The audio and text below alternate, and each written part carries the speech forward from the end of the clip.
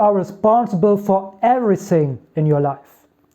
That does not mean it's your fault, but it means it's your responsibility to do something about it. Being responsible makes you response-able.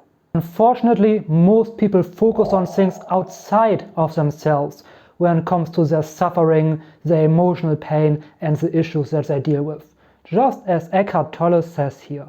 And many people still are not conscious of how their mind operates.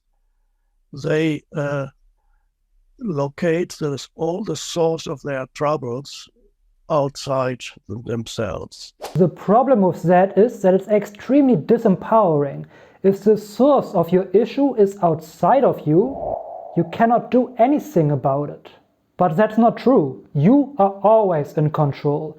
Even if you would be stripped of all of your power and be taken prisoner and be tormented, you would still be responsible for your own feelings and be in control of your own state of being. That's crazy talk, Philip. Oh yeah, is it? Well, then I would highly recommend that you learn about Viktor Frankl, who was a Jew in a Nazi concentration camp. And while he was in there, he took responsibility for the things that he still had control over. He forgave his tormentors while still being in it, and he decided there was one thing that they could never take away from him: his ability to respond to any given situation in whatever way he chooses to respond to it. But this is not a video about Viktor Frankl, although I will make one if you want me to, so let me know in the comments. But what I am saying is that his situation was probably much worse than your situation is right now, and he still managed to empower himself and make the best out of it. So I am 100% sure that you can do so as well. And the very first important thing to realize is that whatever happened to you is not even the worst thing. The worst thing is what stories you tell yourself about what happened to you and how you relate to it afterward, just as Eckhart Tolle says here. The psychological suffering arises from stories that you tell yourself in your mind about situations, about your life or your life situation. Most of your suffering is derived from what your mind is telling you about the situation, but not from the situation itself. And that's an enormous realization. And that can be the beginning of an awakening, to see that the narrative in your mind is mostly what causes the suffering. If you would not tell yourself how bad a situation is or was, but instead just let it go, your suffering would go as well. But the issue is that we have a tendency to cling to all the bad and horrible stuff that happened to us and thus relive it over and over and over again. Much of that happens unconsciously.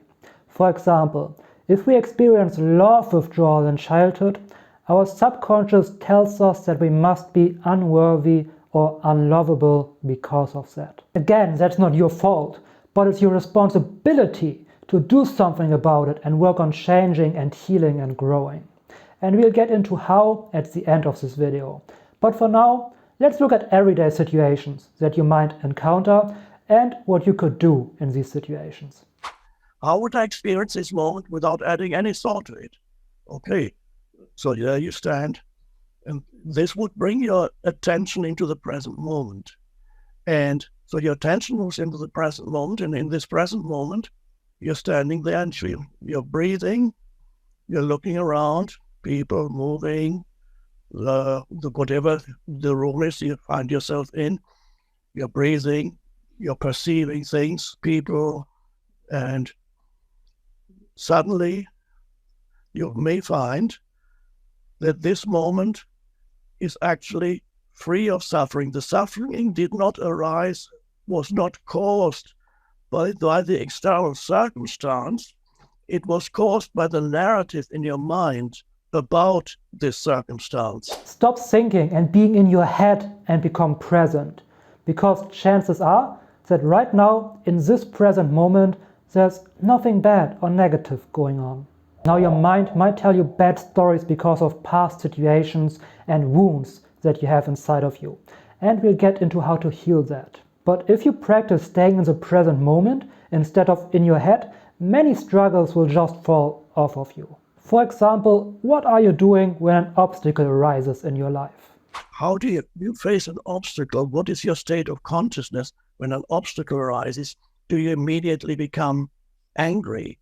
Do you become despondent? Or do you start complaining in your mind about people and talking about others, how awful this situation is, and complaining? Or are you able to just immediately say, this is what is? So you face the obstacle, not in a state of resistance, come from a state of power. This is what is. And then when you're in that state of presence, very often a right action arises spontaneously. Then you find yourself doing the right thing because you're not making the situation into an enemy. And this is exactly where you want to stay present. If you get angry and complain, it all leads you nowhere. All it does is that it increases your suffering. Instead, what you want to do is stay in the present moment and accept it.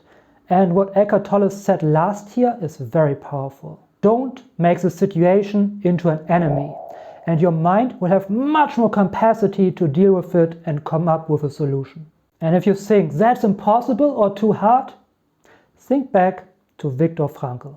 Now, there's another thing that I keep seeing over and over and over again, which is that people often are not even really aware of how much they are suffering, just because they don't know that they could feel any different, just as Eckhart Tolle describes here.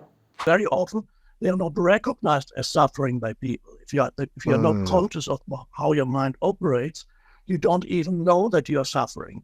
You don't even know that there is another way, that there would be another way in which you could experience this particular situation. And this is very unfortunate, because it leads to people getting worse and worse and worse until they hit rock bottom. And even more unfortunate, most people, including me, by the way, have to hit rock bottom first before they finally start working on changing and healing, even if they are aware of their pain and suffering. Some people need an enormous amount of suffering, and even with that, some people don't awaken. Even then, they be unhappy until they die. If you are watching this video, I really hope you're not one of these people.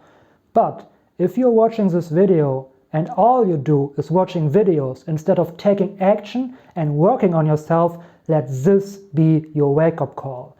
Just consuming more and more information and content will not do anything for you.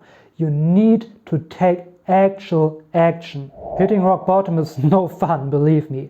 It was the most emotional pain that I've ever felt in my entire life. In hindsight, it was a very good thing because it got me moving. It got me to finally take action and start healing and growing, much more than I would have ever thought possible. But please don't let it get that far for you. My hope is that you put in the necessary healing work and take action before you hit rock bottom. Unfortunately, this is probably not what will happen.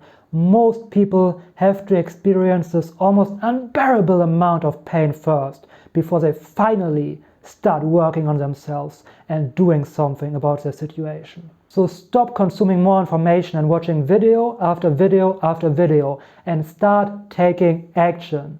And I have 2 resources with which you can do that right now. First is my subconscious healing mini course. You can find the link to that in the description.